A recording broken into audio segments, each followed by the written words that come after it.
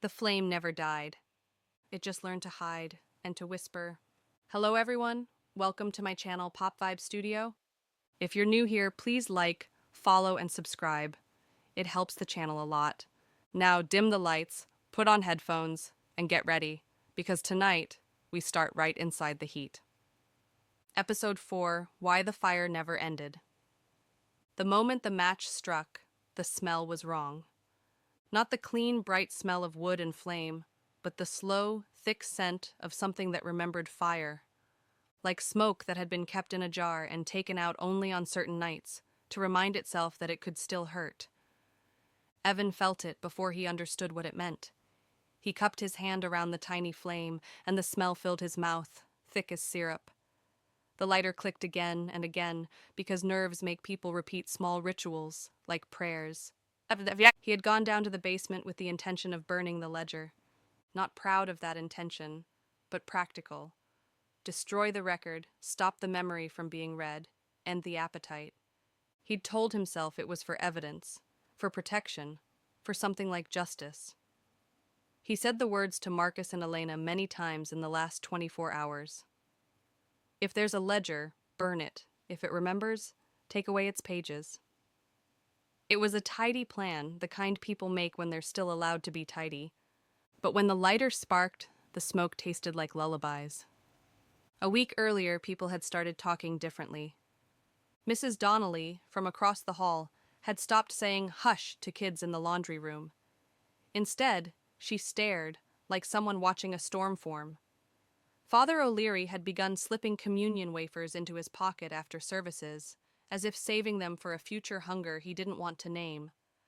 Elena, the Historical Society director, had been quieter, bookish hands folding faster when she read ancient meeting minutes.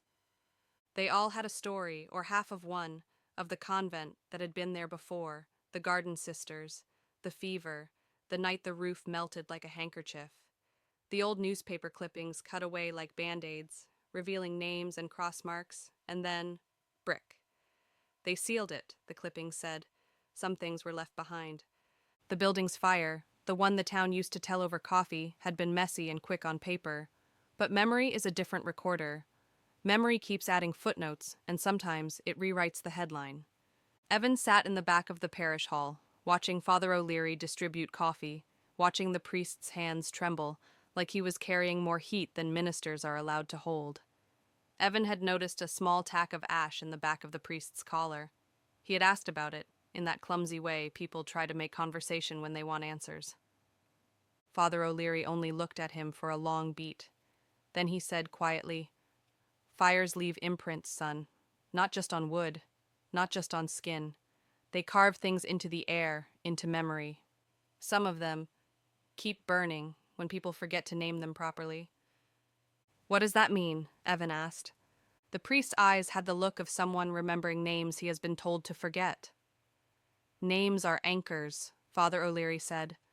"When a place takes a life, it often asks for a name, to keep a shape. If names are withheld, or half-spoken, the thing will try to complete the ledger itself. It'll take names, or it'll keep the ember alive, by feeding on the forgetting. You understand that? It feeds on not being named properly." Evan had not wanted to believe the idea that a fire could be sustained by silence, but he had heard the way the priest said it. There was a way people lean into superstition when they are tired and trying to survive. That night, Evan went to the place the ledger had been kept, the small room Elena had dragged him into, when she could no longer pretend the building was merely a house with a bad memory. The seam in the wall, the narrow throat they'd pried, had been plastered over again, with hands that trembled. But plaster hides only the surface. Elena carried a box, and inside the box was paper. Not a ledger this time, but one ribboned stack of letters, brittle, smelling faintly of lavender and smoke. She placed them on a small folding table, and when she opened the top letter, the handwriting felt like a map. "We've been looking for a pattern," she said, her voice flat. "When you're faced with odd things, you look for patterns, because patterns feel like control." She looked up at Evan, and in the dim light, he saw she had not slept either. This is not just names, Evan. It's lists, it's dates, it's small rituals people did to say, you were here, we knew you. Some of these are local parish notes, some are husband-to-wife things, a record of birthdays. The thing is, right before the fire, people wrote things into the walls, as offerings, as promises. Why? Evan asked. Because they thought it would keep the sisters safe, Elena said. Because they thought naming held them in the world. They were trying to bind memory, but binding memory is a dangerous skill. If you ask a place to hold, you also give it something to feed. You give it a ledger. Evan ran his thumb along one torn scrap. There, in a frantic hand, was a short prayer, and beneath it, Sister Lila, taken 2 nights ago. The 2 nights matched the day in the old clipping that had only used a polite phrase. The fever took several. Names as weather, names as fuel. Marcus, who had been quiet that evening, spoke finally. Fires move in cycles, he said. Not like a campfire. They move like rumor. They need breath. They need something to listen. And sometimes they need a reason to keep going. If a room remembers someone, if the wall remembers a name wrong, it will keep the ember alive, because ember is a kind of memory that wants to be tended. Evan wanted to be angry, to be brave, so he suggested they burn the letters, right there, blacken them, reduce memory to ash, and hope the ash would be no more hungry. It felt like something he could control. They did it in the basement. Not dramatic, just a match and a corner of paper. The paper puffed and curled, and a tiny smell of old perfume rose, and the flame took it, and then it seemed to linger. The small round of burnt paper left behind a shape in the air, like a smear. It felt wrong, like they'd tried to erase a word from a book and the book had noticed. Then something like laughter, soft and layered, came from behind the sealed wall, not mocking, more like the sound of a thing pleased with being paid attention. Evan swore he felt the heat touch his cheek, though there was no flame nearby. The next days were worse. The ledger did not have to be whole to be read. The room, once patched, breathed in a way that made the plaster flex. Names crept up through paint, appearing like thin frost on the inside of a window. A child's toy appeared on the back step, its ribbon singed at the edge. Someone hummed the old convent lullaby on the bus in a voice that was too bright by dawn.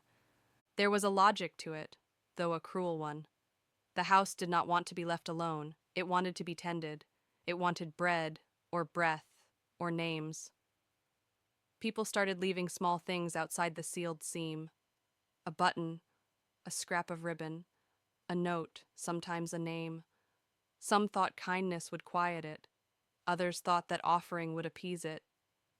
But offerings make feasts. The more they gave, the more the wall asked. One evening, while Evan sat in his dark living room, the very air glowed. Not with flame, but with something like heat memory. The digital clock read 2:14, as it always did when the building made decisions. The knock came, and then a whisper. But this time the voice sounded ancient, like a bell that had been dipped in oil. We were burned, it said, and the voice had the softness of singed cloth. We were called names that would not hold. We were folded into smoke. Evan felt his mouth go dry. What do you want? He asked, though he knew asking was an invitation. To be finished, the voice said. To be known, truly known. To be named right, and to be counted by the living. Counted? Evan repeated. Yes, the voice said. Counted and named and kept safe. We will trade, give and be given. Feed us forgetfulness, and we will not let you go. Say the names properly. We will stop asking. Evan understood the bargain in a way that made his fingers numb. The building asked for a price. The ledger was not merely record. It was ledger and altar and appetite. He walked that week with the ache of an impossible moral choice. Destroy the thing, and risk whatever hunger that might create in return. Tend it by naming and feeding, and risk binding more to it, making the room grow teeth. He went back to Father O'Leary, who smelled faintly now like salt and soot. The priest closed his eyes when Evan said the building's request out loud. Names balanced with mercy, Father O'Leary said. There used to be rights, there used to be prayer safety nets. But when something as practical as paperwork becomes spiritual, you get into trouble. The ledger was made of goodwill. Goodwill can become a monster when it's institutionalized into memory. Sometimes the right thing isn't to write, but to acknowledge. That sounds like nonsense, Evan said, raw with exhaustion. It sounds like a different language for saying nothing. The priest opened his eyes slowly. Or it's a different language for learning a boundary. Ask yourself, do you want to give it a book to read, or teach it to close one? Evan left more confused than when he'd entered, and that confusion was a thin knife at the back of his throat. They decided, at last, to try a middle way. Not destruction, not feeding. A ceremony of recognition, an honest naming. They arranged chairs in the parish hall, candles trembling on the long table, like small sentinels. People came, reluctantly at first, Mrs. Donnelly, a man who ran the bodega, a teen who taught piano, Elena, Marcus, even Father O'Leary. They brought things to leave on the table, not as sacrifice, but as remembrance, an old shoe, a ribbon, a hymn note. One by one, quietly, people read names out loud, not as lists to be deposited, but as statements of memory. Sister Lila, we remember you. The boy with the locket, Evan Crow, we remember. The voices were small, shaky, but there was a steadiness underneath, like hands finding a shared rhythm. When Evan said the name that had been carved into his doorframe, he did it with a new intention. Not to feed, not to bargain, but to recognize. Evan Carter, he said, his voice steady, though his hands shook. You were here, you are known. The room felt like it exhaled. For a breath, the plaster did not creak. The air lost the tack of smoke. People smiled, an odd, careful thing. They thought it was working. They thought maybe the ledger wanted acknowledgement, not fuel. At 2:14 that same night, Evan was going to bed with cautious hope. He lay down, breathing slow, waiting to see if the world would test their arrangement. At 2:14, the clock read 2:14. The knock came, but softer now, like a new hand leaning against wood. The voice whispered, "We were counted." Evan felt the room shift. The plaster under his hand hummed.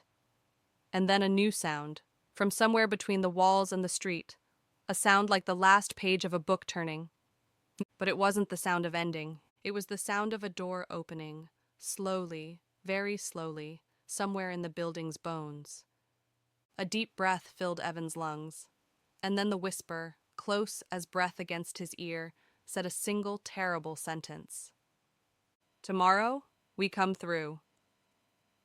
Thanks for listening to episode 4 on PopVibe Studio. If this episode gripped you, please like, share, and follow, and tell a friend who loves dark, slow stories. Tomorrow evening. Episode 5 drops, and we will find out what it means when a room opens from the inside. Sleep carefully. Don't answer if you hear a knock. I'll see you tomorrow.